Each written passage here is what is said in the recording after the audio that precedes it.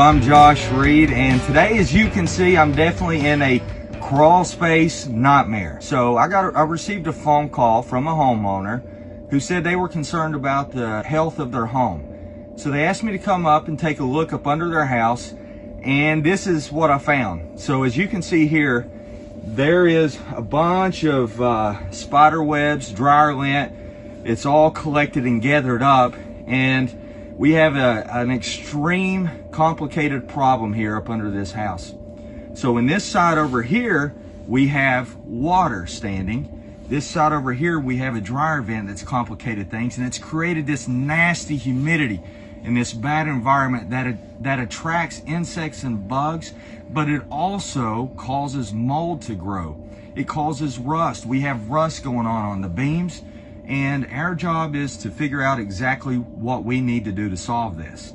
So today we're going to begin a process to create a healthy crawl space encapsulation on this home.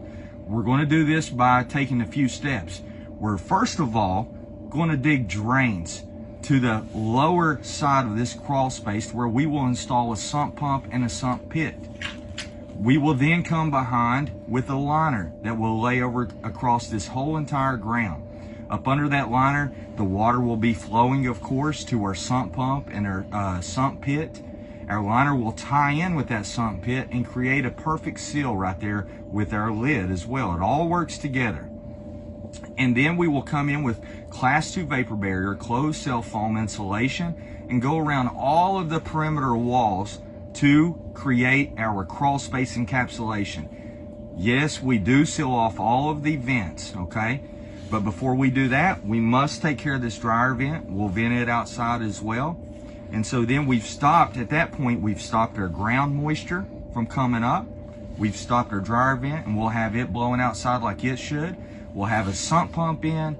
We're going to be putting in a new door. And then the icing on the cake, the last thing that we do is we set a dehumidifier in this space to ensure that our air quality is set right where we want it to be, right around that 50 to 55% relative humidity range, and that will stop the rust from happening, make sure that we have a healthy crawl space going on up under this house. So stay tuned and look for and see what we'll be able to do at the end of this. We'll bring you back and take a look at it after we're done. Hey, I told you I'd bring you back, and we definitely have.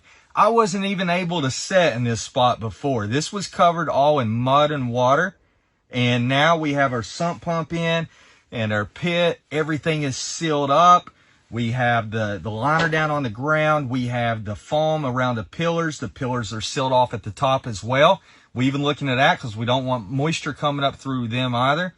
We have our spray foam all the way around the perimeter walls, sealing off all the vents to create our crawl space encapsulation.